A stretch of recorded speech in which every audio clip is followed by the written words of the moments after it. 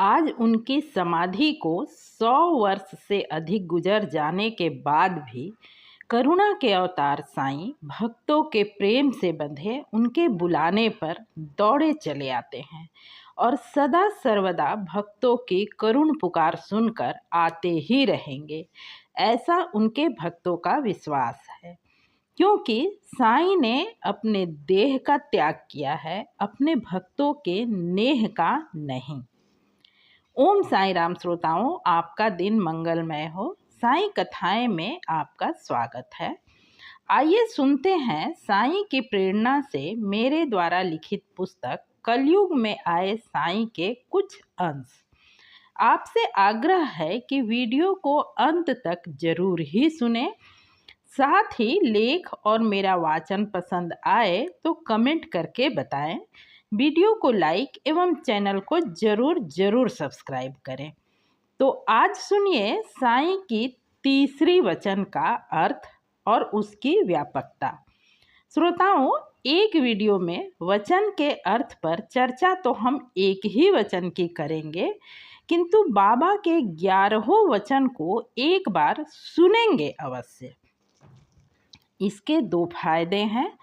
एक तो इन्हें एक साथ सुनकर ही आप समझ पाएंगे कि आज के वचन का नंबर कौन सा है, और दूसरा यह कि एक तो बाबा के ये वचन एक साथ सुनने में अति कर्णप्रिय लगते हैं, साथ ही मन में साहस और विश्वास का संचार भी करते हैं। तो आइए शुरू करते हैं बाबा के 11 वचन। जो शिरडी में आएगा आपद दूर भगाएगा, चढ़े समाधि की सीढ़ी पर, पैर तले दुख की पीढ़ी पर। त्याग शरीर चला जाऊंगा, भक्त हेतु दौड़ा आऊंगा। मन में रखना दृढ़ विश्वास, करे समाधि पूरी आस। मुझे सदा जीवित ही जानो, अनुभव करो सत्य पहचानो। मेरी शरण आ खाली जाए, हो तो कोई मुझे बताए। जैसा भाव रहा जिस जन का, वैसा रूप हुआ मेरे मन का। भार तुम्हारा मुझ पर होगा, वचन न मेरा झूठा होगा। आ सहायता लो भरपूर, जो मांगा वह नहीं है दूर। मुझ में लीन वचन मन काया, उसका ऋण ना कभी चुकाया। धन्य धन्य वह भक्त अनन्य, मेरी शरण तज जिसे ना अन्य। अब निम्नलिखित शब्दों से मन को एकाग्र कर सुनिए साईं के आज के वचन यानी तीसरा वचन का अर्थ। इत उतना डोल मनवा साईं साईं बोल। वचन है, त्याग शरीर चला जाऊंगा, भक्त हेतु दौड़ा आऊंगा। भक्त वत्सल श्री साईं का यह तीसरा वचन भक्तों को भय मुक्त कर ढाढ़स बंधाता है। जीवन में आए किसी भी दुख, तकलीफ, परेशानी के वक्त इस वचन को पढ़ने, सुनने या दोहराने से मन को एक असीम शांति और हिम्मत मिलती है। तो क्या साईं किसी शरीर का नाम है? क्या साईं जब शरीर में थे तब उसके बंधन में थे? इस सवाल का जवाब श्री साईं सचरित्र में कई जगह मिलता है। अध्याय 40 में वर्णित है कि श्री बीवी देव डहानू के मामलतदार थे, जो बाबा के अनन्य भक्त थे। उनकी माता जी ने कोई व्रत रखा था जिसका उद्यापन होना था। श्री देव ने बापू साहेब जोग, साईनाथ के एक अन्य भक्त जो शिरडी में ही रहते थे, उन्हें एक पत्र भेजकर बाबा को आमंत्रित किया।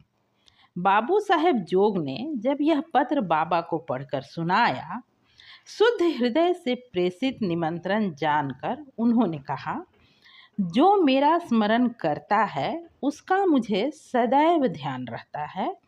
मुझे यात्रा के लिए कोई साधन, गाड़ी, तांगा या विमान की आवश्यकता नहीं। मुझे तो जो प्रेम से पुकारता है उसके सम्मुख मैं अविलंब ही प्रकट हो जाता हूँ। उसे एक सुखद पत्र भेज दो कि मैं और 2 व्यक्तियों के साथ अवश्य आऊँगा।